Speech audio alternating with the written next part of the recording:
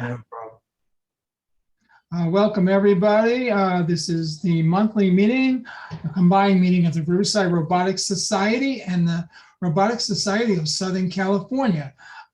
Today, we have a very special guest speaker, Heather Justice from NASA JPL. Are you there, Heather? Yes, I'm here. Can you hear me? Oh, we hear you wonderfully. All right, excellent. Wonderfully. Alan, are you there? Where are you, Alan? Is Alan here? Looks like he stepped away for a moment. So we, according to the schedule, 6:15 is when Heather would start, and before then we would go through some introduction and then business items, upcoming schedule. So we have a few minutes for that. Okay, thank you. Thank you very much, Jim. I don't have the schedule in front of me. Yes, everyone. Business items. Do we have any business items? So Heather, can you sit tight for about 15 minutes? Yep, that's fine. Yeah, or less. Or less, or maybe 10 minutes. All right. Do we have any business items? Any business items for the Robotics Society of Southern California? I just wanted to mention on our side, we're trying to get a PayPal account set up so we'll be able to take donations online, bringing us to the 20th century or 21st now. Anyway, and then for announcements, next meeting is during Thanksgiving weekend. So I'm wondering if people want to just are you going to be available, or should we just postpone that one? I don't think it's worth moving it, but it's on the it's on the 27th, and a lot of people might be away. You're talking about what are you talking about, Jim? The next meeting, the second meeting of this month. We're supposed to be the live thing. It's just another meeting, but it's right after Thanksgiving. It's on the Thanksgiving weekend. So I'm not going anywhere. Yeah, maybe we'll have it. We'll just have a small group, but and I have no problem with running it on the what is that? The 27th. It's the 27th. 27th. Yeah, the Saturday. The other thing is I had on the list here is tomorrow is the Robothon, which might be interesting. It's online. I posted about it a few days ago on our mailing list, but it's run by the Seattle Robotics Society, and they have at least 5 or 6 presenters, 3 to 4 hours of their top-notch or their top event of the year. So it's not just a normal show and tell. So you might check that out. It's at noon tomorrow. Robothon.org. I posted the link. So that's a kind of a yearly opportunity once a year. They may be doing it slightly more, but not much. Yeah, thank you. Anything else? No, I think that's it for me, that I can think of. Anybody? One other question is to the to the university people here, Alan, if there's any update on timeline for returning to in-person meetings at the university. Well, it depends on if you can hear me or not. Can you hear me? It's a little low. Oh, okay. You can hear me though. All right. Yeah. Some audio challenges, ironically. No update yet. I heard that we are opening up the campus to external events, but other than that, I don't have any firm updates. So I'll check again, weekly, and I'll keep everyone up to date. Great, thank you. I have an announcement for the Riverside Club. We will be meeting in Riverside in person on Saturday the 20th. That's a week from tomorrow. Mask and social distancing required. That's about it. Oh, one other thing, our Amazon fulfillment tour computer science version was quite popular. And so we're going to schedule another one with the standard Amazon fulfillment tour virtual. They're all virtual. And so I'll set that one up for probably after Thanksgiving, probably in early December or something. So watch out for that. It was fun. And you get to participate live and answer quizzes. And in the discussion, Walter let us know that Cal State Long Beach has a robotic library book managing system, which is very similar to the Amazon system, where they just chuck books in a bin and scan them in, and then they have a database of where all the books are, and then the bins go in a huge warehouse, and then when you request a book, the bins, knows which bin it is and brings it out. So we'll try to, maybe once we get back on campus, it'd be fun to go and see that. So it's very. Yeah, that would be an in-person visit. That would be great. All right, thank you. That's it from me. All right, that's it for us. Any other news? Alan, you got any news? Anything to report? Nothing on this side. Everyone around me is healthy, so I'm good. All right, I'd like to turn, being that as it is, I will turn the floor over to Heather Justice. Heather, are you ready? Sure, thanks. All right. So just a couple of quick logistical things first. When I have my PowerPoint up, it's going to be a little hard for me to monitor for questions.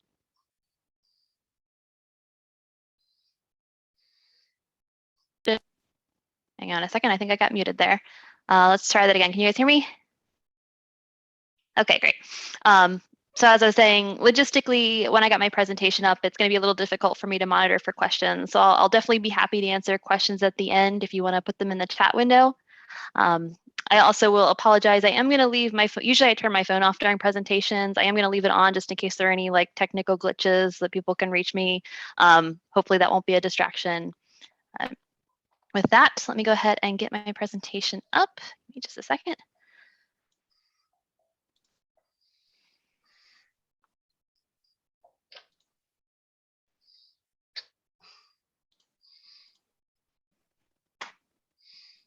Ooh, like that. All right, so I appreciate if someone can confirm I've got everything up. It should all be full screen. Hopefully it should be readable. Sweet. Yes. All right, excellent. So this evening, I'm going to talk a little bit about driving the Perseverance rover on Mars. So as I was already mentioned, my name is Heather Justice. I work at NASA's Jet Propulsion Laboratory. I work on the Perseverance rover, so that's what I'm going to talk about today. But before we start talking about the rover, I'm going to talk about first, why do we explore Mars? So it's one of our nearest planetary neighbors. We also have Venus on the other side, but Venus is a much harsher environment. So really when we look at Mars, we see something that looks kind of similar to Earth. In the picture there, it almost looks like the sort of rocky desert you might find somewhere on Earth. So there's a lot of similarities. The scientists think there's a lot of history that may be similar to Earth's. And so there's a lot of interest in how did Mars evolve and what does that tell us about changes that we find on Earth? There's also a lot of interest in if we ever send humans to another planet, this seems like the best first place to do it. Of course, there's a lot to understand in how to do that safely. How can they live there? How can they breathe there and keep them alive? So there's a lot still to learn there. How does Mars compare to Earth? It's smaller than Earth. The land area is kind of the same just because Earth has a lot of water on it. The gravity is, of course, less since the size is smaller. The length of a Mars year, it's about the length of 2 Earth years. It takes a little longer to go around the sun. A Mars day, which we call a SOL, it's pretty similar to Earth day, but it's a little bit longer, just under 40 minutes longer. It's also a lot colder since it is further from the sun. And the atmosphere is a lot thinner and it's mostly carbon dioxide. So not something you're just going to go stand on Mars and start breathing just fine. It's not going to work too well. So NASA has actually been exploring for Mars for decades now. There's been a few different goals that we've been exploring. One of them is trying to understand, did life ever arise on Mars? Trying to understand, was it ever habitable? And can we find signs of if there was ever life there? We also try to understand the climate of Mars and how has that changed over time. We also study the geology, which also helps us kind of understand how Mars has evolved over time. And eventually, we want to prepare for human exploration and trying to understand how people can survive there. So as I mentioned, we've been exploring for decades, and this particular graphic only goes back maybe two decades, but there were even landers long before this. So we've had lots of orbiters that go around Mars and observe from up high, and we've had landers, some of them that are stationary, others that drive around and explore. Those are the rovers, which I'm mostly going to be talking about in this talk. So here's a picture that shows some of JPL's Mars rovers. These are full-scale models of the rovers that are actually test beds designed to be much like the rovers that were sent to Mars. In the background is actually a picture of me, just for a sense of scale. These rovers are actually pretty big. So the small one down the front was the Sojourner rover. So that was the first one that drove around on Mars. It was only there for a few months. The one you see on the left, that's one of the Mars exploration rovers. So there were actually two of those that went to Mars, Spirit and Opportunity. They were designed to last for 90 days, landed back in 2004. They actually went on for many years. Spirit went for, I think it was about 8 years, and Opportunity went for over 14 years. I was actually a little high schooler when these rovers landed. I thought they were pretty cool. Didn't realize that years later, I'd actually end up working on the Opportunity rover. And during the last few years, I was one of the people who drove that rover. So that was a lot of fun. Really miss it. It was a great mission. Over on the right is the Curiosity rover. So that is the more recent, although it's actually getting a little old now. I think it's about 10 years old now, which is pretty crazy. It's been up there for a while. It's an even bigger rover. That one was designed to basically drill into rocks to bring out samples, and it would process these samples in a system inside of the rover to learn more about them. What this picture does not show is the latest rover, Perseverance rover, which actually just landed back in February. But as you can see, the two rovers actually look pretty similar, Curiosity and Perseverance. But there have been a few changes. Probably one of the biggest changes is that the Perseverance rover is actually designed to cache samples that will hopefully be returned to Earth. And so it actually has a whole collection system with tubes that we can basically drill into the rocks to collect these cores in these tubes. And eventually the long-term goal is that we will leave these tubes for another mission to actually launch into space, launch back to Earth. And when we get them back on Earth, then we can use any of the instruments that we have on Earth to study them more. That'll be really exciting because we can only send so much mass on these rovers to Mars, only so many instruments to really study what's there. So it helps us to be able to bring those back. And there have been other improvements to the rover, just based on what we've learned from the Curiosity rover. We've got new instruments on the turret, for example. Here is just a visual of some of the instruments. Some of them are similar to ones that were on Curiosity. Some of them are new. So we've got like a camera for taking panoramic images. We've got a laser micro imager. A lot of people think that's pretty cool that we got a laser that we can shoot rocks and look at what comes out of that. I think I'm getting a little bit of echo from somebody. Thank you. We've got a system called META, which is basically detecting weather on Mars. There's something called RIMFAX, which is a subsurface radar. So as the rover drives around, it's basically running this radar system to try and understand what's going on under the surface. There's a new thing called MOXIE, which actually produces oxygen from carbon dioxide. That's one of the tech demonstrations that we're doing to understand, could we use this to help people live on Mars in the future? We've also got some spectrometers out on the end of the arm there, Sherlock and Pixel, which help us understand, what these rocks are made of. When the scientists are trying to decide what samples do they want to collect to send back to Earth.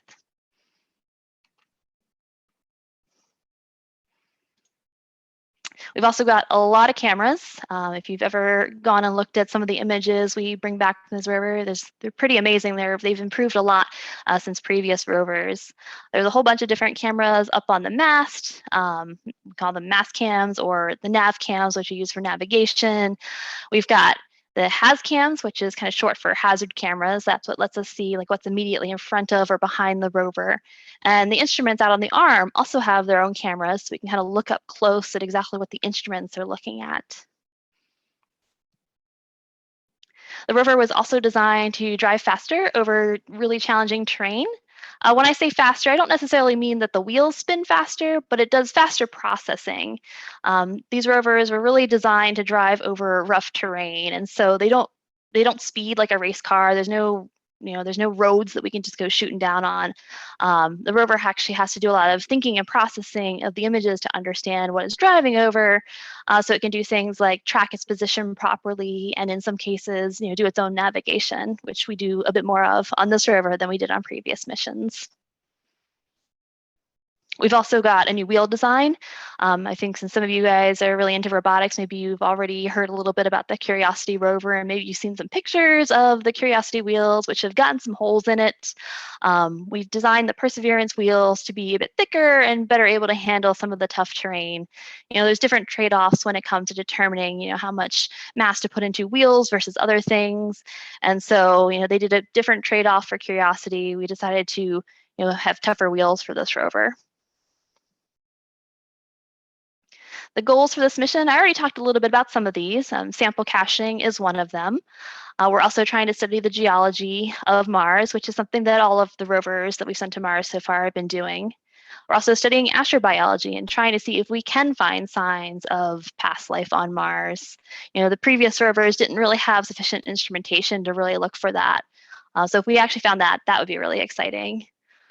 And we're also preparing for humans. The MOXIE instrument, which I mentioned, is a perfect example of that, trying to demonstrate if we can take carbon dioxide out of the atmosphere and turn that into breathable oxygen.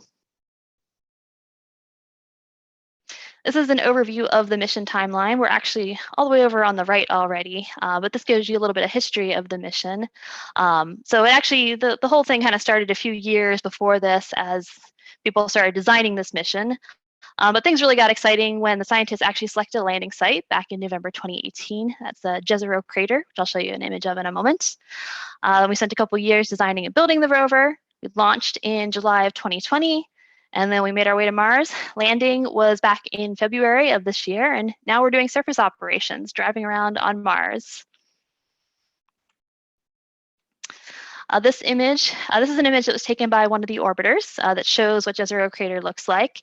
And the little star there, Octavia E. Butler landing site, that shows where exactly we landed in here.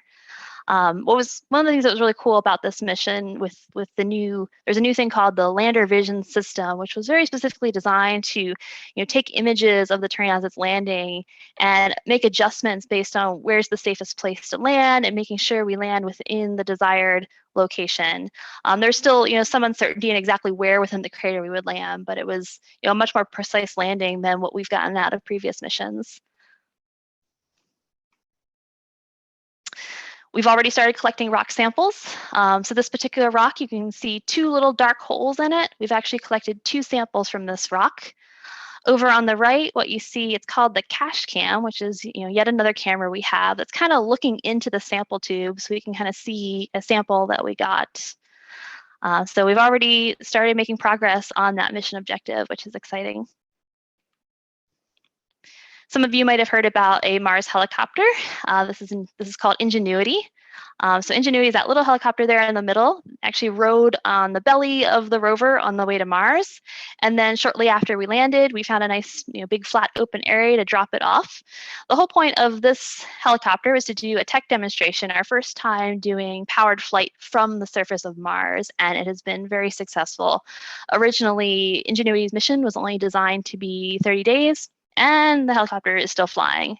We sort of have this funny, it almost seems like a tradition now that these rovers and other things kind of last more than their design time. It's never a guarantee, of course, but it's always exciting when they keep going. So this picture here is actually a selfie that the rover took, with the helicopter right after dropping it off. So what happens is the rover kind of reaches out with one of the cameras on the end of the arm and takes pictures of itself and of the helicopter, and all these different images get stitched together to what you see here. Here's an example of what the helicopter looks like when it's flying. So in this video, the rover was actually watching the spot where the helicopter takes off. And the goal for this flight, make sure it's playing. Well, my video worked a short while ago when I first tested it. Let me try reloading this.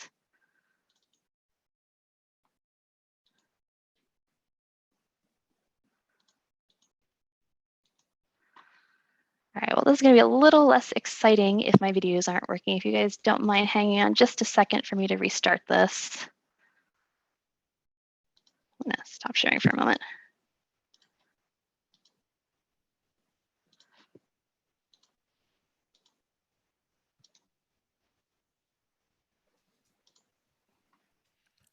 It's okay on my end. You're doing an incredible job so far.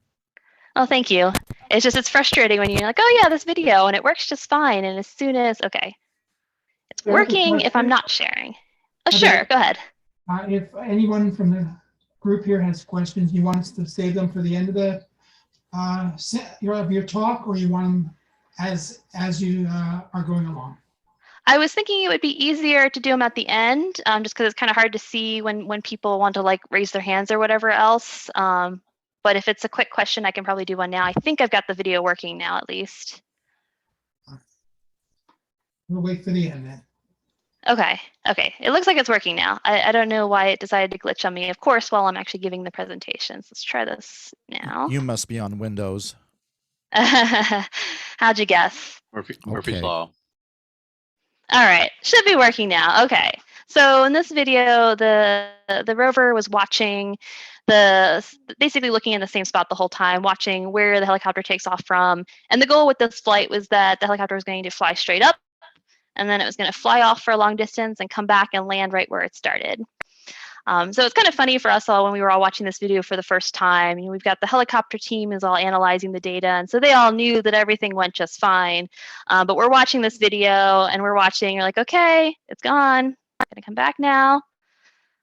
So it's a little bit of a long video just to wait for it to come back. But it's really cool to be able to actually see the helicopter fly from the point of view of the rover. Doesn't seem to be playing on our end. Oh no, it's not playing. Is anybody? Are you sure it's not just lagging? The timer isn't moving at all. So the camera doesn't move, but you should see the little helicopter flying. No, nothing's moving. I mean, I'm not I getting think any- we're looking at the presenters mode instead of the presentation. Oh, really? Mission control, Darn. we, I think Okay. you've got it reversed. Maybe you shared the wrong screen. All right. Well, I had it working the first time. All right. I'll try this one more time. Houston, we have a problem. You know, it's something about the technology when we're just trying to do basic things like show people in another part of the state some images. All right. Let's see. Can you guys see the scroll bar going now? Yeah. Yes. All right, that's better. All right. We'll try that one more time. So hopefully you're going to see helicopter take off, and it's going to fly off into the distance. And in this case, like I said, the camera is going to keep kind of looking in the same direction. We didn't do anything complicated with trying to make it follow the helicopter. It wasn't really designed to do that. This is really just more for us to kind of keep an eye out to see, like, did it come back and land at the same spot? You know, we're all watching this very impatiently, like, okay, is it going to come back? The Takes it a voices couple in the minutes. background screaming Yahoo. Yeah, we actually, that's another cool thing. I don't really have anything to show in this presentation, but we also have microphones on the rover. And, you know, with a lot of heavy processing, you know, we could run these microphones and actually kind of hear the helicopter fly, which is also pretty cool. Sorry, I didn't include that one in this presentation, though. Is the atmosphere video is just thinner there silent. than it is here? Yeah, it is a lot thinner, and that's one of the challenges with trying to fly a helicopter there. And how does that affect microphones? I'm into sound. My understanding is that the sound doesn't travel as well or as far So it's not quite like what you would hear if you were right next to something on Earth. If you're right next to it on Mars, you might not hear it as well. Of course, you probably won't also have your ears just exposed to the atmosphere either in the first place. So it usually takes a little bit of processing, especially because all the the rover also has its own electronics. So it's kind of generating some background noise as well. That's really pretty cool to see that thing fly, though. Yeah, we've been really excited about all the pictures that we get back of it and from it. So the helicopter also has cameras. This I really like this image because you can see the rover from the helicopter. You can see the path that we drove around on. We kind of did a little bit of exploring and some other sort of weird driving just to do our checkouts on the rover right after landing. You can actually see the landing site, which is pointed out there. You can see kind of the bright spots where the sky crane dropped it off. So that's pretty cool too. Can you briefly talk Yeah, about the origin, how the helicopter got on to the flight to begin with? I understand they just took something off the shelf. Is that right? There was actually a lot of work that went into designing the helicopter and also integrating it with the rover so that it could actually ride underneath the rover and be dropped off on the surface. So it's not like you just go to a store and just pick up a drone. Like they specifically designed it to be able to fly in the Martian atmosphere, and they had to do a lot of testing to get it just right in like the right chambers for that sort of atmospheric testing. So it was quite a challenge. I also mentioned kind of one of the interesting goals with a helicopter like this. I mean, in this particular case, Ingenuity is really just considered a tech demonstration. But one of the things that the team is really interested in, and we've actually kind of started to do a little bit with it now that it's succeeded in its tech demonstration, is to have the helicopter kind of scout ahead of where the rover might drive. So for a lot of our driving, we can look at images from the orbiters, which are really far away, to get some idea of where we're going. But having something that can go quickly over the area, just kind of see help us see where it is safe to drive or not. Can be really informative, before we spend time navigating around all the rocks to get all the instrumentation there. So that's really helpful. To talk a little bit more about what it's actually like to drive on Mars, I'll admit this picture, I kind of have a little bit of a personal bias for it. Is the tracks that you see kind of there in the front, that was actually the first tracks that I sequenced myself on this rover, which is pretty cool. So we actually have a whole team of rover drivers that, we have a couple of them that'll work together each day, who have specific roles that they work together to build drive sequences. Or on days where we're moving the arm, we might instead be working on the arm sequences. And everybody kind of rotates through those roles. A lot of people, when they ask me about driving on Mars, sometimes they kind of come into it with this thought that one of us is sitting there with a joystick or a steering wheel or something like that, just kind of watching a video and trying to make it move. It's not quite like that, because Mars is so far away. We have to deal with delays from light time. So depending on where exactly Earth and Mars are, it might be anywhere from 5 to 20 minutes one way to send a signal. So you can't really joystick and then wait 10 to 40 minutes to get a response back. It just doesn't really work too well. So what we actually do on Earth is we'll plan out a whole set of sequences that basically tell the rover what to do for a whole Martian day or sol. And depending on how the timing lines up, in the nominal case, we'll do this during the day. And then as we finish up for the day, we'll have all these sequences that get sent to the rover. And this applies to all the rovers. As you probably noticed, this is one of the older rovers that I'm showing in this slide. But all the data will go through, or all the commands will go through the Deep Space Network. The Deep Space Network has these really big antennas that were designed for really long distance communications with spacecraft. And there are 3 of these centers around Earth. So we've got one that's just over in Goldstone, California. There's another in Australia and one in Spain. And so basically anywhere the Earth is pointed or in any direction, there's some antenna that can point that way. So we'll send up our commands, and then, sort of in the nominal case, the rover is waking up in the morning. It gets those commands and it starts executing them.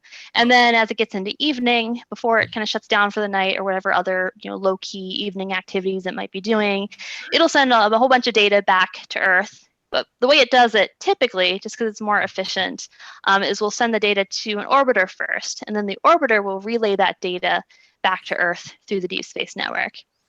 And then we'll come in and we'll look at that data and we'll start the process all over again. Now, one thing I did mention, so a Mars day is about just a little under 40 minutes longer than an Earth day. And so what that means is that you kind of got this constant shifting of where Earth and Mars line, the time of day lines up. And so for the first couple months, those of us who worked on the Perseverance rover were actually living on Mars time, where basically every day, our day was about 40 minutes longer. And so there'd be times where we'd be kind of working through the night and sleeping through the day, and it would kind of shift 40 minutes each day. It's an interesting challenge, but it was kind of fun to experience, certainly something different. Nowadays, we've kind of settled down into a little bit more of a routine where we'll try to schedule our planning such that if there are days where things don't quite line up with the Earth day versus the Mars day, what we'll do is we might plan multiple Martian days or multiple sols at a time. So that kind of eases things for us so that we don't necessarily have to work all the way through the night. We've recently started getting Sundays off, which is a nice break because we were working 7 days a week for a while, which is tough. As for driving specifically, so there's different things that contribute to how we drive the rover. So the sort of most traditional and simplest way of driving the rovers, and this was done a lot with MER and a lot with Curiosity, is what we call blind driving. And when we say blind, what we really mean is the rover isn't really looking at the terrain or making any decisions based on the terrain. And so what it is you've got a couple of rover drivers wearing, we're wearing our stereo goggles, looking at these images, trying to make sense of where is it safe for it to drive and telling it where to drive that we've predetermined is a safe path for it to go. A next step above that is something called visual odometry, where the rover will take images of the terrain and use that to help track its position. So this is particularly helpful in situations where its internal sensors might not be able to detect as well how it's moving. So for example, if it's it's turning its wheels and it thinks it's moving, but it's actually getting stuck in sand, that's something that we want to know so we can stop it before things get worse. Or if it's driving on a really steep hill and it starts to slide down the hill, that's another thing that we wanted to keep track of. So that's what visual odometry does. Is basically it takes images and it watches how the features move to do the computations to understand how the rover is moving. And then even a step above that, I'll admit this graphic is a little bit outdated, but the same idea kind of exists. So it's this autonomous hazard detection and avoidance. What the rover will do is as it takes pictures of the terrain around it using stereo cameras, it will basically build up a map of the shape of the environment and then use that to determine where is it safe or not safe to drive. And so it can see things like there's a really large rock there, don't go there, choose this other path, and it'll try to find the best path to get to the goal while doing it safely. We did a little bit of that on some of the previous rovers. We're actually trying to do a lot more of that now with Perseverance. We've gotten improved algorithms over what was done in the past. We also have something, basically another computer FPGA that we actually use for a lot of the image processing, which really speeds things up and helps us to do more. We do have these space-hardened computers on the rovers, which are a little bit slower than your typical modern-day computers that we use here on Earth. So that does limit us somewhat, but it's gotten a lot better, and we've actually been able to do quite a bit of autonomous navigation driving. In short, we'll call it AutoNav sometimes.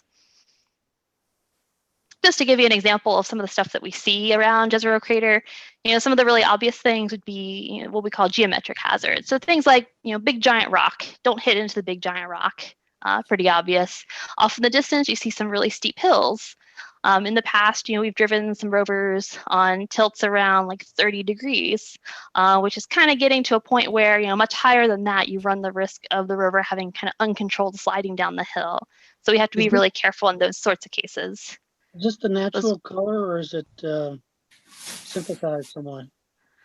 For this particular one, I'm not entirely sure. I'm not sure I can answer that for sure. Another thing you see here, I guess you can sort of see it if you squint. There's a lot of sand dunes out there. From a single image, you can't really see how big they are, but if they are big, that's another thing that we considered a hazard, because we've had cases in the past with rovers. They drive into the sand, and as they kind of dig the wheels in and lose traction, they can't keep going and they kind of get stuck, and it takes a while to kind of back out of it. So that's another thing we have to watch out for while we're driving. Fortunately, with Perseverance, so far, in terms of hardware, things have been going pretty well. For those who operate the rovers, one of the things that we find that we typically have to do is, deal with workarounds, find workarounds for problems that come up. So these are just some examples from past missions, and I'm sure it's only a matter of time before eventually we'll have some interesting challenge on Perseverance that we'll have to deal with. But it's always interesting being on the operations team and kind of working with these challenges that Mars throws at us. The image on the left was from the Spirit rover.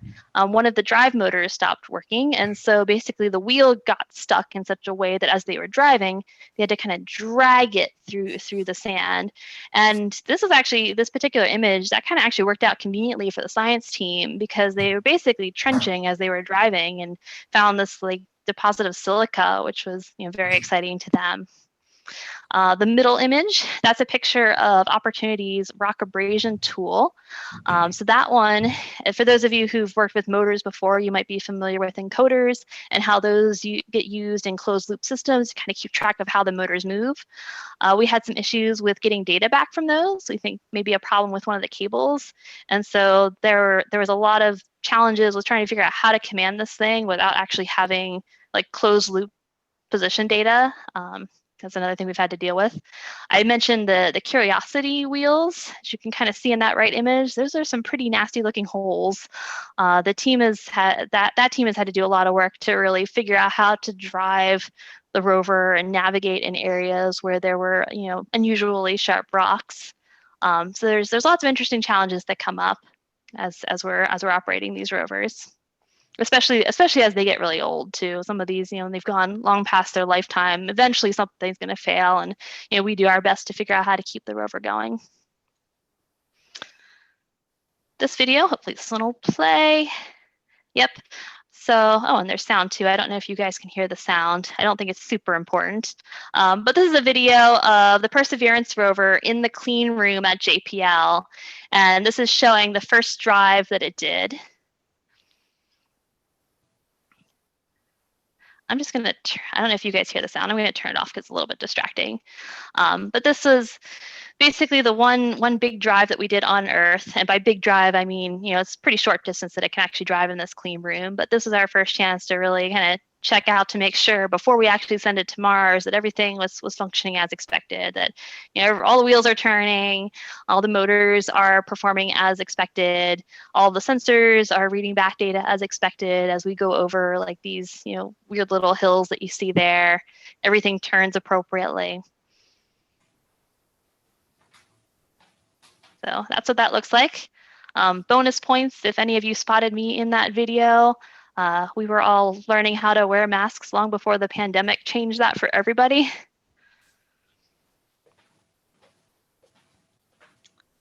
We also have our own testbed rover now. So this one probably looks a lot like the other one. This is the one that actually stays on Earth. It's designed to be basically as similar to the flight vehicle as possible, so that when we're testing on it, we have a really high fidelity test system. This enables us to test sequences or configuration changes or whatever else in such a way that, if we break something, well, at least we're not breaking the flight rover. Of course, we want to be careful not to break this one either, but we've got, as you might be able to see, a nice big red button up on the top there that if something starts going awry, we can stop it. A little harder to do that with the rover on Mars when you're not there and you can't really see it in person. So bring up another fun video. When Perseverance is driving and doing its own autonomous navigation, it basically is taking stereo images of the terrain and making decisions based on that. And so here's an example. It doesn't actually show the stereo images, it only shows one image. But this is what it looks like during a really long drive. This is actually the longest AutoNav drive we've done so far, 167 meters. This was on Sol 200 a couple months ago. So it's kind of fun to kind of see it kind of maneuver a little around some things. It tends to be a little bit skittish sometimes. It's designed to be kind of conservative. It's a good thing, keeps it safe.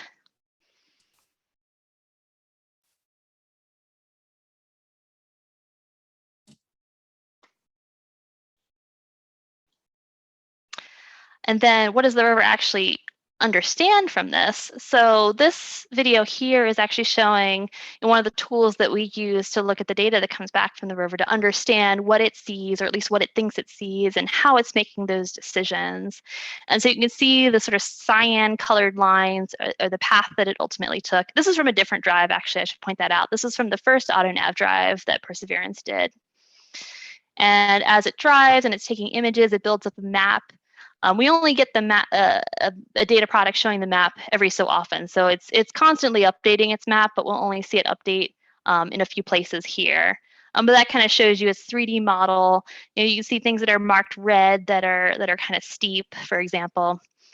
And you can kind of see it driving towards its goal, and you can kind of see the path that it took.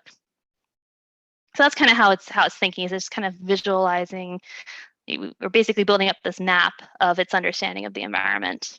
And it's pretty high quality compared to some of the past rovers. I will add, it's pretty cool. Are you using a laser to map? No, it's only using stereo cameras. So it's just purely based off of stereo data. This picture, I'll admit this is a little bit outdated, but it shows you some of the path that the rover and the helicopter have taken.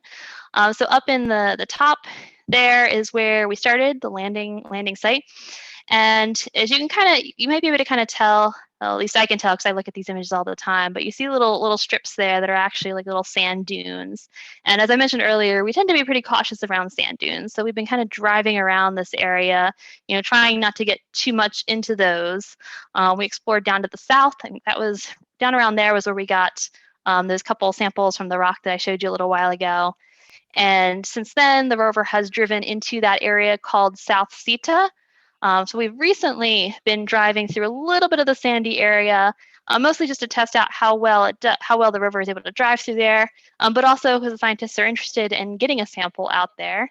So that's what we're currently trying to do. Hopefully that'll go well this month. Ingenuity, as you can kind of tell from the green line. Where was that image taken from, by the way? Is there something in orbit above this? Yeah, it's a good question. Yeah, so there is an orbiter that we get these images from. The instrument is called HiRISE. It's where we usually get these images from. That gives us pretty high quality orbital view, and this is zoomed out. Like if you zoom in, sometimes you can make out like really large boulders in there too. So it's a pretty good quality imager. Of course, it's not quite the same as like being there and seeing it from the ground or near the ground like the helicopter can see. And so Ingenuity has actually been flying ahead of the rover now, as you can kind of see, and has been explored the South Sita region before the rover got there, kind of to help us kind of figure out the best way into there, which has been really helpful. You're saying HiRISE, is that on the Odyssey orbiter? I think that one would have been, that one's MRO. That's the Mars Reconnaissance Orbiter. Okay, different orbiter. Yeah, there's a few different orbiters. Hopefully I'm remembering that right. There's a lot of different orbiters, and we rely on a whole bunch of different orbiters for our data relays as well. So the rover will send data up to the orbiter, and then it'll send it back to Earth for us. I don't want to get ahead of you, but how far has Perseverance driven so far? You are just barely a slide ahead of me. So I'll admit this slide. So I had to submit these slides for approval to share them a couple weeks ago. So it's a little bit out of date. But the rover and the helicopter have been on Mars over 242 sols. I think as of today, it would be 260 sols. We've driven a little over 2,700 meters. That's about 1.7 miles. I think we've only driven a teeny bit over the past couple weeks, so it's not too much higher than that now. Do you know we've how got far Curiosity drove? Oh, that's a good question. I've lost track of their total distance. I know that. Yeah, it'll be. I'm sure you can find it online. Opportunity went over. I think it was over 45 kilometers, like quite a lot. Or Opportunity kind of holds the distance record right now. We had a fun celebration at JPL when it drove like more. Curiosity's gone 14 miles on the surface of Mars. That sounds probably about right. Yep. We've got 3 samples, and Ingenuity actually has flown now 15 times. Again, a little out of date here. But yeah, we were originally expecting Ingenuity at best to fly 5 times. So already well above that, which is pretty exciting.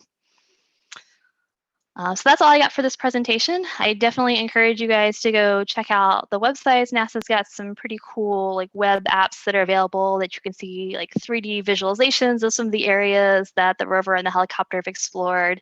The orbital maps, you can kind of see, they'll show pictures of that with like the rover path and the helicopter path over those. So that's all pretty cool. Very cool, Heather. So yeah, so I think now is probably a great was time to stop for awesome. questions. Hey, can I ask a question? What type of motors do you use? I.e., are they sort of three-phase DC motors or straight DC motors or AC motors?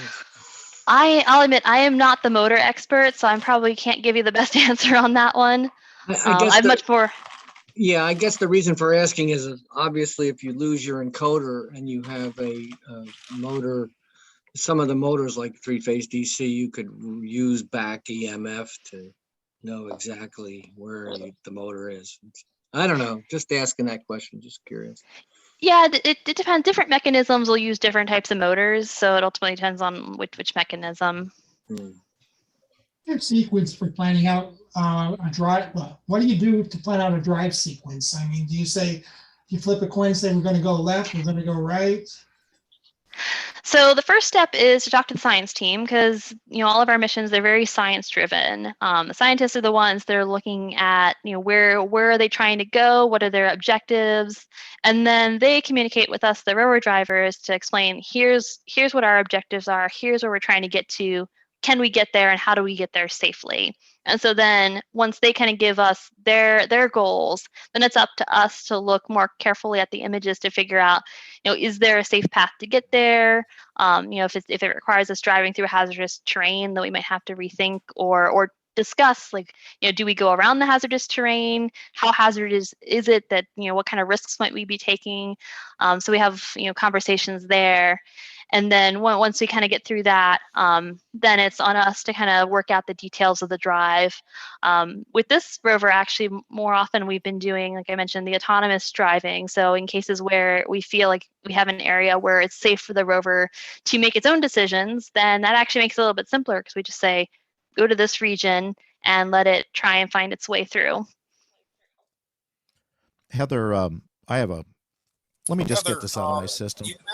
First of all, that was incredibly well done.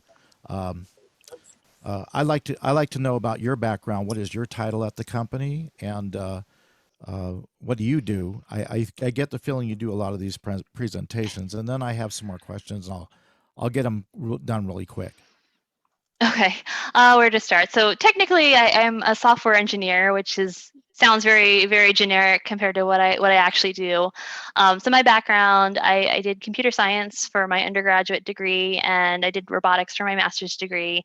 I've been very passionate about, you know, space exploration with robotic systems. Like I mentioned, when I was in high school, you know, that was when I heard about the Mars exploration rovers landing on Mars. I thought that's really cool. I want to do something like that someday. And of course, you know, these rovers that were only supposed to last 90 days, I never imagined I'd actually get to work on one of those two rovers. So that was pretty amazing. A lot of it was kind of lucky timing that I managed to start working at JPL right around the time that the Curiosity rover landed. And so all the people who were really experienced in working on the Spirit and Opportunity rovers were all kind of dragged onto working on the new rover. And that opened up room for newer young people like me to learn how we do Mars rover operations. And so it was through that experience that prepared me to work on the latest mission, which has been really exciting. It's really cool to be part of this, you know, brand new rover on Mars, and, you know, helping the team kind of figure out, especially like I have team members who haven't done operations before, and helping them to learn kind of what the process is, and, you know, how do we do these things safely. So that's been pretty cool. Wow, that is just neat. Okay, let me get these out of my system. First of all, you are coming back, right? You're going to come back and do another presentation. We just want to make sure. And the next question is, did you have jet lag when you were doing the days that were slightly longer? Did you guys actually get a little jet lag? Also, I'm just going to get these up front. Signs of life. Have you seen any signs of life? And I guess the last question is, can you get us some samples of some rover wheels to the club? I'm sure we would just love those, just some seconds, maybe factory seconds that we can play with? So let's see. Let's do that in kind of well. Let's figure out what order we do this in. So the last question, the wheels. I can't give you any wheels, of course, but they actually do have like some extra like sample wheels that people, when they give outreach talks, We'll can give them take to show back. to people. We'll, But yeah, we'll give them back to you. You can just let us borrow them for, a few weeks. yeah, so if you ever have someone like me come out to give like a talk in person, I could potentially, if it's available, bring one of those. So it's a theoretical possibility. Of course, it all depends on when it's safe for people to gather and availability and whatnot. Let's see, other questions. The signs of life. We would all be hearing about it on the news. Like you'd be hearing about it if we found signs of life. No critters running hopefully around. You haven't seen any critters in the background, small rodents, nothing. No. At least none that were real. I think there's been at least like a couple pictures where people look at the rock and they're like, it looks like a rat. And of course, you see the rock from a different angle, and you're like, no, it's just a rock. But the internet gets really excited when have any of the rocks ever moved a couple of inches? Only when we've driven over them. I've definitely broken rocks on Mars by accident before. So let me just get it straight. I'm sorry, I don't mean to hog the time, but you're one of the people that actually drives the vehicle. Yes, yeah. So we have a lot of different people doing different roles on the mission, but my role is very focused on robotic operations, which means driving and moving the arm. Does that include any coding? So I have not done as much of I haven't really worked too much myself on the code on the rover. I do work on some of the code in the ground tools that process the data that come back from the rover so that we can interpret that data and make sure that it's all behaving as expected. Okay. What programming language? A lot of us are programmers here. So what programming languages do you use? So for the rover itself, it's typically C, and in some cases some C++ that gets encoded in there. For the ground tools, it really varies widely, kind of depending on what the tool is being used for and who the developers are and what they're familiar with. We do tend to use a lot of Python lately. That's become a very popular language for like very quickly putting together code to do analysis, and people have been building up a lot of tools based on that. Interesting. I have a question. When you're using it in autonomous, or if you want to have an autonomous goal, how do you enter that? Is there a 3D map that's that of the data it's acquired already, and you can you can click on a point or see a point, or are you? I guess you're going beyond the point where it's mapped. So like go northeast to 300 or some degree heading for this length, and then work around the obstacles. Is it by that kind of? That's the question. How do you do that?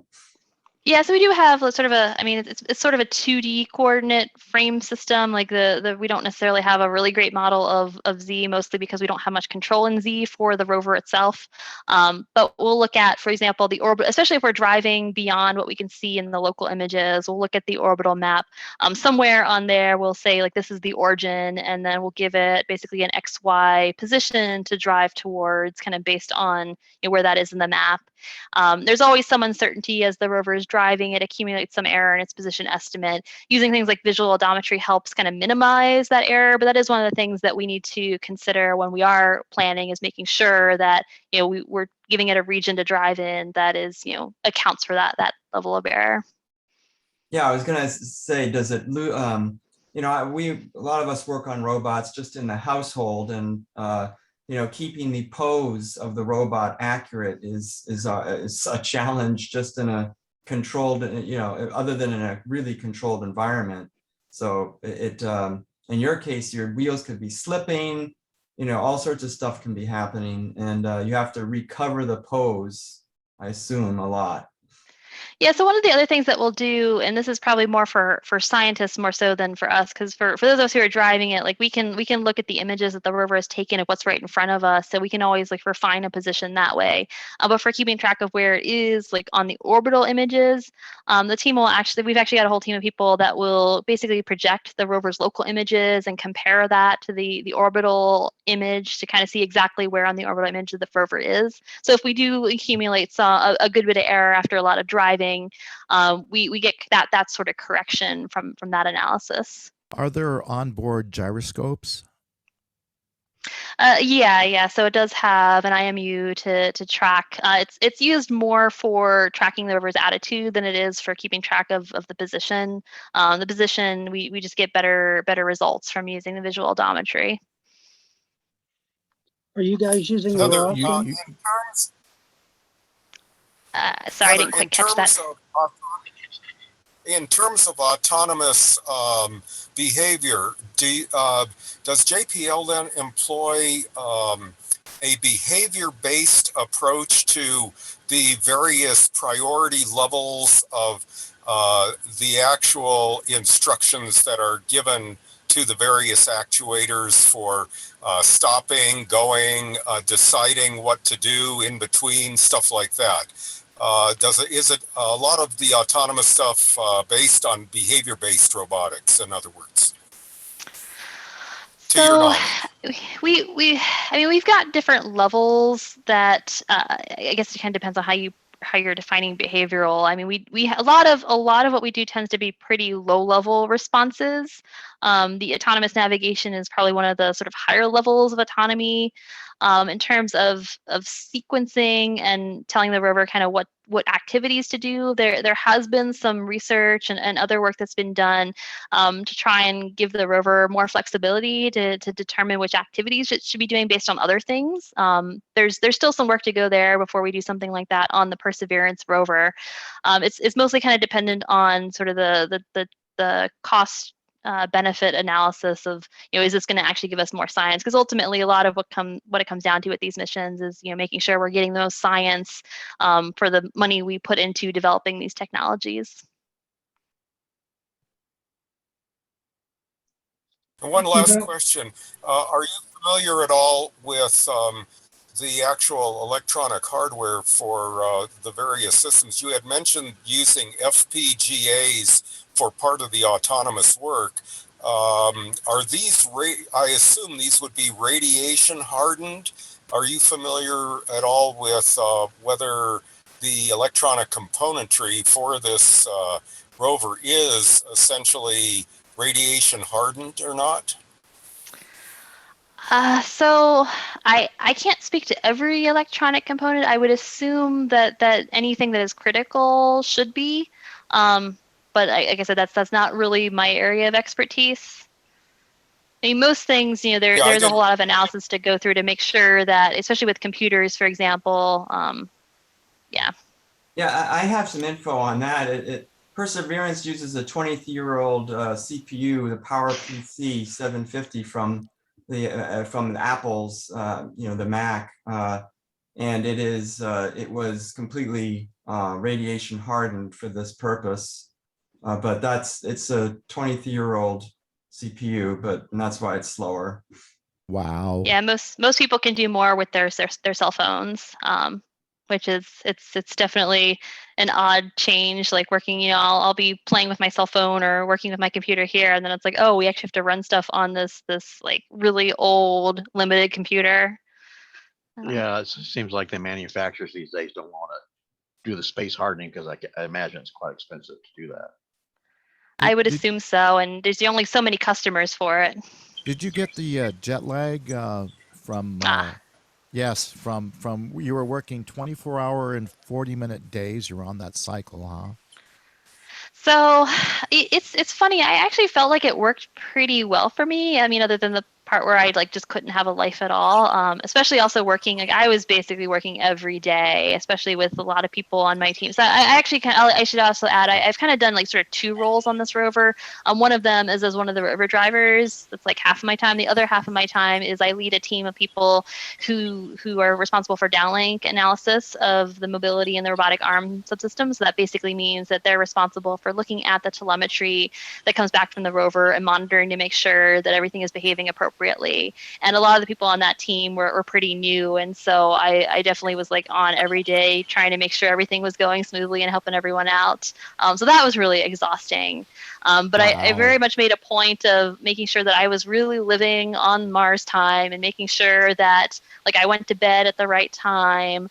I tried some different things like there's like the light therapy that's supposed to like change your circadian rhythm. That one, I'm not sure how well that worked for me. I tried something with like goggles that help block out blue light. Supposedly that impacts circadian rhythm. I don't know how well that actually worked, but it definitely felt like when I was walking around my house, in the parts of my house where I hadn't completely blocked out the sunlight, it felt a little bit more like just some bright street lights instead of sunlight, which I think psychologically kind of helped me. So it was definitely an interesting experience. That sounds really interesting. Melatonin, maybe you try a little melatonin. I didn't quite catch that. Oh, sorry. I know I was asking if maybe melatonin. Now, can you just put some links in the chat, like links to you, links to your websites, the work you do directly?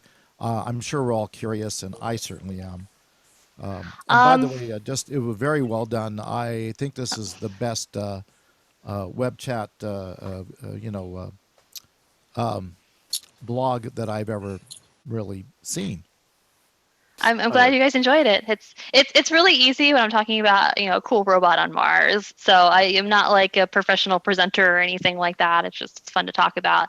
I'm not really much of a publicity person, so I don't really have like any big website or anything like that. But JPL does have, like, if you look up JPL Mars people, they actually have a whole website that lists all the different people that work on the mission with profiles and information about them. So you could go look me up on there. I do have LinkedIn, so that has maybe a little bit more information as well. Neat. Are you involved with the upcoming Viper project for the moon? I have not been involved in that one. I've been very narrowly, at least in the past couple years, very narrowly focused on making sure Mars 2020 is successful. If you, So if you Heather, need anybody to, what is your most challenging aspect of your driving job that you've had to deal with that really was a significant challenge to you rather than the routine kind of things? If you could articulate that, please. I mean, there's been a lot of interesting challenges. I feel like the one that's kind of freshest on my mind. So one of the interesting things with working on this rover during a pandemic is that schedule-wise, things always kind of fall behind. But with the pandemic happening back in starting in 2020, a lot of things that just really fell behind as everyone was trying to figure out how to adapt to working from home. Test beds had to get shut down for weeks and stuff. So that put a lot of things behind, and so the team really had to prioritize what sort of V&V and other things got done before landing. And most of the focus was on really safety critical things, like making sure that we actually land safely, making sure the whole entry descent landing system works, and other more safety critical things. Whereas things like driving and moving the arm were a little bit lower priority, because it basically, with things like that, we can always take it a little bit slower with those things after we've safely gotten to the surface. But what that means is that by the time we landed, there were still aspects of the system that were being V&V'd. So for example, I mentioned some of those drives at the beginning were pretty short and simple, mostly because we just didn't have all the software, like we hadn't really given the full go to use some of the more interesting software like visual odometry and autonomous navigation. But it also has meant that those of us who are driving the rover, it took a while for us to kind of get trained on how to use all these things properly too. So it's kind of been interesting, because I feel like over the past few months, we're all still kind of learning how to do the job. And most of why we've been able to do it is because we have experience with past rovers. So that's been interesting for me personally. Thank you for sharing that. Appreciate it. A quick question. When the time arises and we actually do want to put boots on Mars, would you go? I like it here on Earth. I mean, I feel like I had to like say goodbye to family and friends to move to California to work on this. That's far enough. I don't necessarily need to go even further, and I don't really feel like I need to. I feel like I've had a lot of joy in exploring Mars just from here on Earth with the rovers. So I don't really feel like I need to go to Mars. But if anyone does go, I will definitely be cheering them on and really looking forward to seeing how that goes. Where are you from originally? I grew up in Maryland. Okay, then you moved out here to do work at JPL. Yeah, I actually kind of moved back and forth across the country a couple times with the school. So I went to school in California and then in grad school in Pittsburgh. So a little back and forth there. All right, a little back and forth. Okay. I just wanted to mention that if you do need some extra help with the autonomous driving and mapping of environments, we have some very good people in the room who work with ROS and ROS 2. And so that's what they do. Except I think mostly they do it with the vacuum cleaners, these little robotic vacuum cleaners. Yeah, those are pretty nifty. Let's bring up a good question though. Is NASA using ROS 2 for anything, or ROS, the robot operating system? So I know that some like research projects have definitely used it. We don't use it on the flight vehicles. I don't know if anyone has any plans to do that at any point, but it has been used on research vehicles. They're supposed to be using it on the Viper.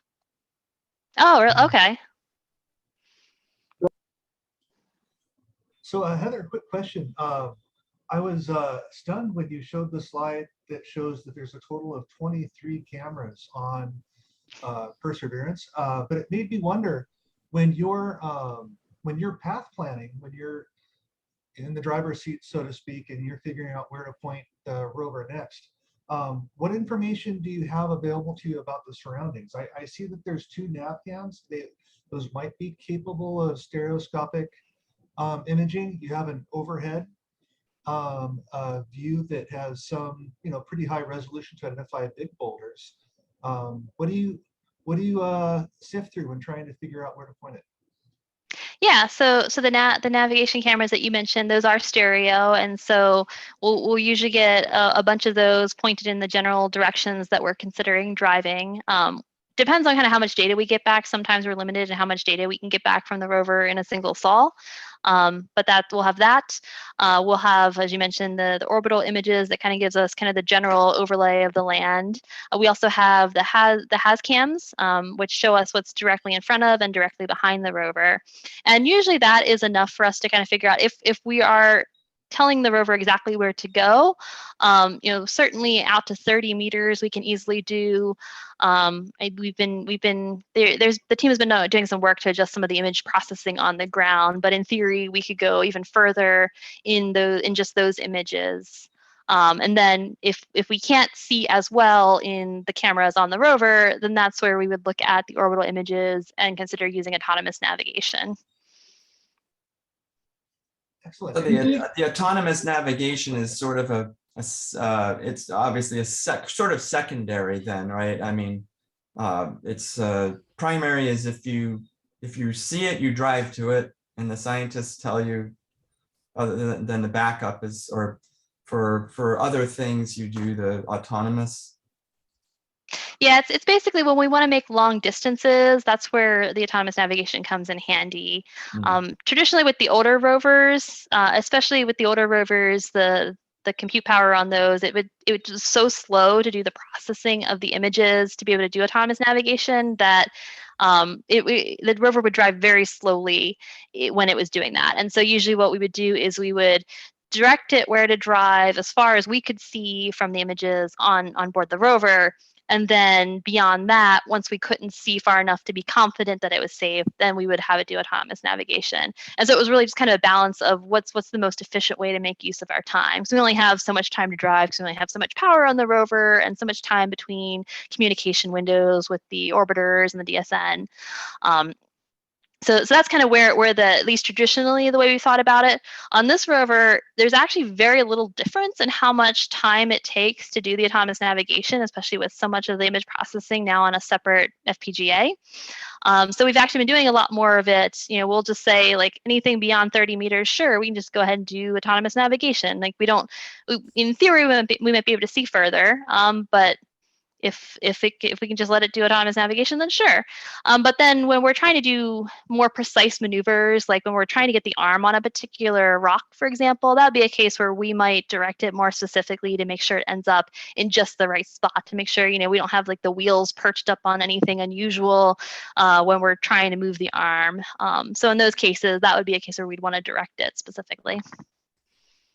We had a presentation a number of years ago from John Wright there, and yeah, it sounds exactly like when he was talking, it was very much like computer modeling, CGI. It was much more software oriented. It sounds like Yep. you have a lot more advanced tools now where you can it's a little bit better UI. Yeah, the tools have changed a lot and have gotten a lot better, which has been quite nice. From this mission, do you expect to send any samples back out and up? Something going to come in the future and get them? Yeah, so that is the goal, is that in a few years, and I've lost track of the exact schedule. I mean, it always seems to always keep changing. But eventually we're going to send, there's supposed to be a retrieval rover that will pick up the sample tubes that we leave. We're basically going to leave this little cache pile of sample tubes that it's going to go pick up, put it into a launch vehicle that's going to launch and send them back to Earth. So I'm really looking forward. I think it'd be really cool one day to be able to look at one of these little samples, be like, that's a piece of Mars, and I helped get it. It will take some time though before that. I mean, there's no mission scheduled now, as I understand it, and it's going to take a long time to do it anyway. Is that correct? Well, they are starting to work on the mission, so it is in works, but it will take years. I'm 62 now. Will I be able to see it when it comes back?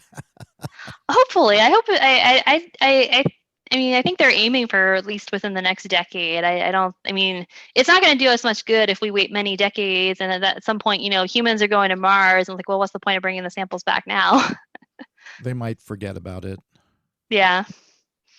Personal opinion from you, Heather. NASA or SpaceX will put boots on Mars first? Oh boy, that's I mean, personal opinion, totally personal opinion. I kind of feel like maybe NASA has the advantage that we just have so much experience of working with Mars. But I think it's ultimately going to come down to how much money, where the money comes from, how the money is handled, like, because it's going to be expensive. NASA budgets tend to disappear from president to president. Yeah, so there's a lot of variability there. So it'll be interesting to see how it turns out. Or maybe a joint effort. Potentially, yeah. Heather? Yep. Can you ride a unicycle? Are you asking this because you know anything about the college that I went to? Unicycling was actually unusually common at my college. I sort of tried to learn. I wasn't very good at it. I heard about that and I thought, what in the heck? There's a question from Forrest that he wrote. Are there spots that have become areas of interest that you didn't consider prior to the first landing? That's in the chat. Spots of interest like on Mars? Yeah, And I assume that's what. Forrest, you there? Yes, that's correct. So I feel like that's probably a question that would be best asked of scientists. I feel like the scientists always have a lot of different areas on Mars that they're interested in exploring. And I think as they learn more, I would not be surprised if as they learn more about Mars, they realize that there are certain areas, like certain features that they see on Mars that they then realize are perhaps more interesting. I'm sorry, I don't know if I can give the best answer to that. Haven't we sent any rovers to the ice caps? There have been landers that have been sent to, I see, there's the Phoenix lander actually explored ice. I think that was, I don't remember, was it the North Pole or the South Pole? I've lost track. But yeah, there has been interest in looking at that, but they weren't really driving, it wasn't driving around. It was just a stationary lander. You think, what would you use, like a snowmobile type of deal? I haven't really thought about that one. His life is probably with the water. Maybe a tank tread or something, because, or like a, well, like they have treads, sort of a rotating tread like that on ice works better, right, than wheels. Yeah, and I know there have been, lots of different researchers have been looking at, different types of mobility for different types of terrain. I've gotten very used to the rovers that are driving around on the rocks on Mars, but there's also been interest in, like, could we explore inside like narrow caves, and how would you do that? Lots of research and things like that. So that for the future, well, this mission may go on for multiple years. I guess, are you looking forward to a long, a long run? What kind of power supply is it using? So going back to the first question about how long, I'm hoping it lasts for a very long time. I would not be too surprised if it goes on long enough that I end up going on and working on other projects before the mission totally ends. So we'll see how long it lasts. The power supply. So this one is similar to Curiosity. It has an RTG, so that's a radio isotope thermogenerator. I'm sort of blanking on the exact. It's basically a nuclear powered. I'm not really the expert on how that whole system works, but I'm sure you can look up more about that on the NASA website. How long is that power supply supposed to last? It's definitely longer than the couple years of prime mission. I mean, it's similar to Curiosity's, and Curiosity is going on 10 years, and it's still going. It's, the power supply has, definitely become depleted over the years, so it's not able to do as much with the power with what power it has as it used to. So it's obviously not going to last forever. But quite a few years. It's good enough for that. So Heather, with the earlier rovers, there was an expected mission duration of, I think, like 90 days, which they vastly exceeded. What's the expected, I don't know what you call it, standard or minimum, or how long do you plan for the rover being active on Mars? Yeah, so we call it the prime mission. Like there's the prime mission objectives, which is basically like the minimum that it's expected to meet, and that's what we're supposed to design towards. So for this rover, it is, I believe, a whole Mars year, so that'd be about 2 Earth years. But we're optimistic that it'll go longer than that. I think the science team has already started kind of planning ahead under the assumption that we're going to be able to keep going long past that. Cool. Heather, one more follow-up question. So our club's sponsored by the Cal State Long Beach, and we've got a lot of younger and college-age folks here. For anyone who was already inspired to, let's say, follow in your footsteps or do the kind of work that you do, or is in college and is trying to understand how their trajectory matches with their new life goals, do you have any advice or suggestions for anyone who'd like to follow in your footsteps? So for those who are interested in working for NASA, I definitely say get an internship. Like that's really the best way to get your foot in the door and really learn more about NASA and what it's like to work at NASA and make connections that could help you get a job. In a more general sense, some of the advice that I tend to give to students is, first of all, find something that you're really passionate about and really pursue that and become an expert on it. We have people on our team who have a whole variety of different backgrounds. Some people have done aerospace engineering, some people have done software engineering. You've got electrical and mechanical engineering. You've got scientists of all different types. So there's a lot of different paths you can take to get to something like this. And so I really feel like it's really helpful to focus on the things that you're really excited about, because that's the stuff you're going to excel in, or the things you're excited about. But on top of that, also trying to get a wider breadth of knowledge in different areas. So like if you're a student, maybe you're really excited about and focused on engineering, make sure you're also taking science classes, or vice versa. Maybe you're a chemist, but also learn a little bit about the engineering. It all everything in space exploration tends to be very interdisciplinary. So having some general understanding of some of these different topics can really help. Excellent, thank you.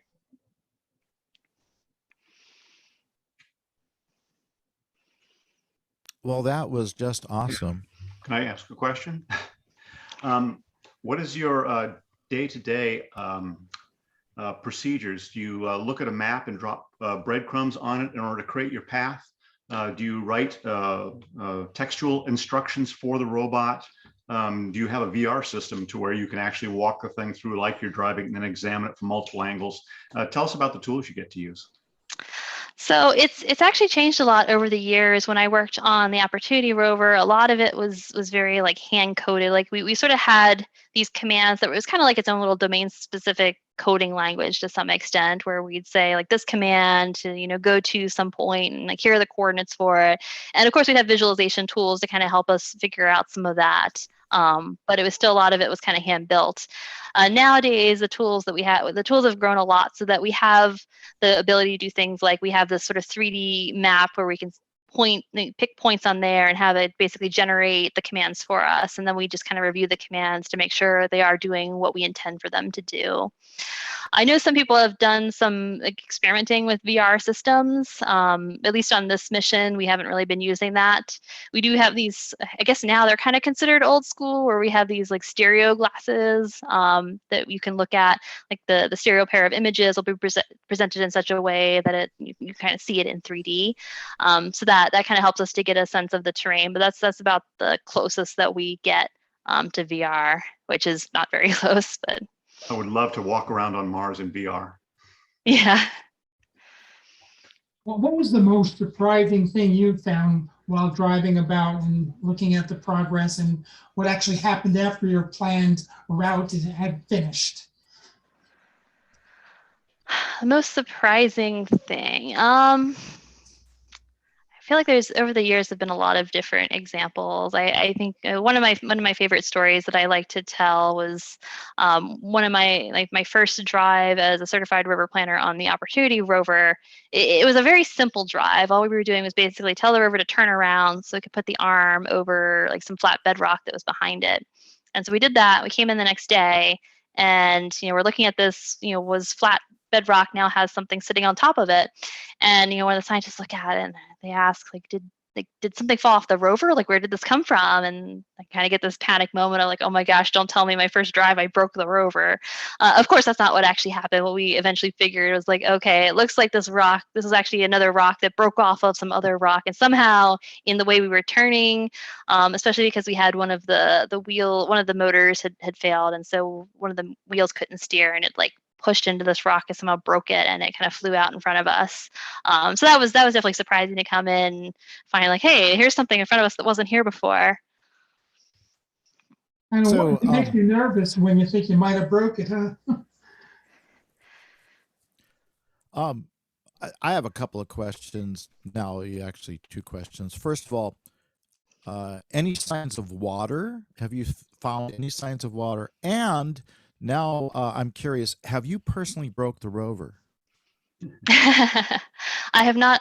Fortunately, I have not personally broken the rover, at least not to an extent that is thought to be my fault. I'll admit, there was one drive on Opportunity where one of the motors failed, but it was just normal driving operations. There was nothing unusual about anything that I was doing that specifically caused it. It was just a really old motor. This was about 14 years into the mission. So there was a problem, and you were able to lay blame on a group of people. Very good. No, there wasn't. I think. Well, in that case, there wasn't any blame, since like we're talking about a motor that was like well past the lifetime it was designed for. Right. No, I was just kidding. But it's just a joke. Yeah. Okay. But I mean, it is something that we as rover drivers, like, we care about. Like, nobody wants to be the one that like screwed up a sequence that caused the rover to break. Nobody wants that. But sometimes things fail, and nobody wants to be the guy who wrote the equation for the mirror in the Hubble. So, but did you going find? back to the, Did you? Oh, go ahead. I'm sorry. I'm just curious. Also, oh, if you found water. yeah, yes, that was the question I was going to go back to, and so we've found signs of past water with the rovers. There is ice at the poles that has been observed. I believe some of the orbiters actually saw or are believed to have seen signs of maybe moving water on the surface. I'm a little bit less of an expert on that one. But yeah, there have definitely been signs of water on Mars. So I think that one is pretty well understood at Is this there a way to point. see? Is there a way to see if there's any bacteria or amoebas or something swimming around in that? So we with the rovers, we haven't actually actively explored like liquid water. So I'm a little less of an expert on how the instrumentation works for looking for life forms like that. So I'm probably not the best person to answer that. I guess the better question would be to look for bacteria in the soil. Like we have on Earth, we've got bacteria like 5 miles down into the earth. You know, maybe there's some floating around in the soil. Yeah, so like I said, I'm not the astrobiologist myself, so I can't speak as much to how we search for that. But it is definitely an interest to scientists to see if there's any sort of microbial life forms or anything like that, either current or from the past, maybe no longer alive, but evidence of it. Yeah, I think they analyzed the rocks for for fossilized bacteria is a common thing. It's from what I but they haven't. It hasn't been any breakthrough. We would hear it in the news. Yeah, that would be one you'd hear about. But I also kind of suspect there'd be a lot of analysis that would go into it first for people to really confirm, like, are we seeing what we think we're seeing? Right, right. Yeah, if I remember correctly, they did put a few more instruments on board this to check for signs of life, not necessarily microbes and bacteria, but some of the chemical compounds that would suggest that they were there in the past, right? Yeah. Yeah. So exciting. So I have a question like let's say you want the rover to move forward 5 feet and make a right-hand turn and go 3 feet. What are the coding instructions look like for that? What would you actually type in? Well, I can't give you the exact code for it because I mean there are certain restrictions on like from a security perspective, so I can't actually give you that sequence. But I mean it is we can do things kind of like what you subscribed in theory. We can say something that is effectively go forward. Well, we use the metric system, so it wouldn't be 5 feet. It might be like 1.5 meters or something like that, and then turn this many degrees. So we do have commanding like that.